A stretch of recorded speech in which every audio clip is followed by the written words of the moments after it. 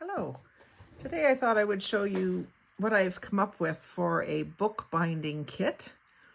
And I would like you to tell me if there's anything else you think that I should have in here. I'm just sort of developing this, and as I use it, I'll probably add to it. But I would love to hear what you think. So I have this little sewing box. It's plastic, turquoise, vintage. I love it, and I've had it for several years and never used it for anything. So I thought, I was looking at my craft cart and thinking, you know, every time I go to bind a book, I have to search for all the things. So I thought, I'm going to make use of this little thing. And so this is one of these ones that opens up and then folds out. I'll show you what I've got in here. In the top bins, I've started putting some longer scraps of string. You can see that, yep. A few of these little cards of embroidery floss, because sometimes on the mini journals I'll use embroidery floss. This one's more like a woven cotton cord. Yeah, it's kind of like braided, so it's sturdier. And then I've got some gold thread in here, and I'll probably put a better selection of threads in here. I just did this morning. A little pair of snips. I got these in a haul, or a swap, sorry. And they're very handy just for snipping off some thread. So if I can't find my scissors, or if I'm taking this out to the porch, I don't have to worry about whether I've got my scissors with me. And then I've got some of this faux suede lace, which I have used to bind books with as well. And I just see there's another piece here on my desk. This is how I have a lot of it. This is a necklace, what do you call it? Adjustable length with these knots. You can adjust the length of the necklace. And it came with a pendant on it, and I bought it for the pendant, not for the lace. But now that I'm doing the book binding, I can use the lace to bind a book. The cord, I guess you would call it, rather. It is lace too. It's just a different word for it. Anyway, this one is like faux suede, just like these two. So I'll put this here with that. And then that's that section. And then over here, I've put some of the little templates that I have made up when I'm binding and to do the 3-hole pamphlet stitch. So I usually just end up making a new one every time, but I had these ones made up, and they started to look kind of junky where I was storing them. So I thought I'll stick them in this bookbinding kit, and you know, sometime I might have to label which book they were for or whatever, but I thought it would be a good place to store them in here. And then this section has a bunch of different clamps. So when you put the pages in, you want to clamp them so they don't move. So a few different sizes. And I got these in a swap that I filmed this morning. And then some different needles with large holes, and some curved needles, which could come in handy.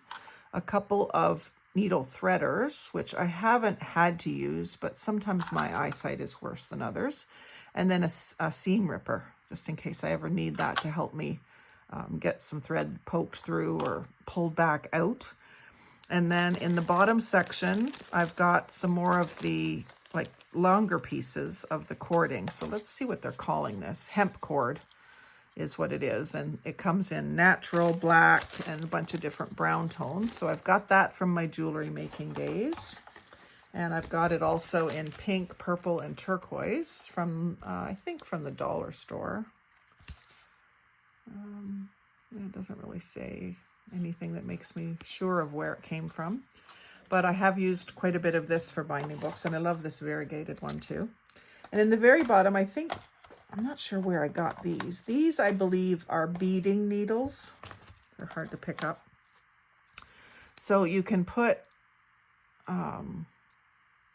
cord between the two pieces of wire, and then it becomes really thin to put it in through a bead. So I'm just going to leave them in here because I don't want to lose them, and I'll know that they're there. And then in the very bottom here, I know what I can put in here.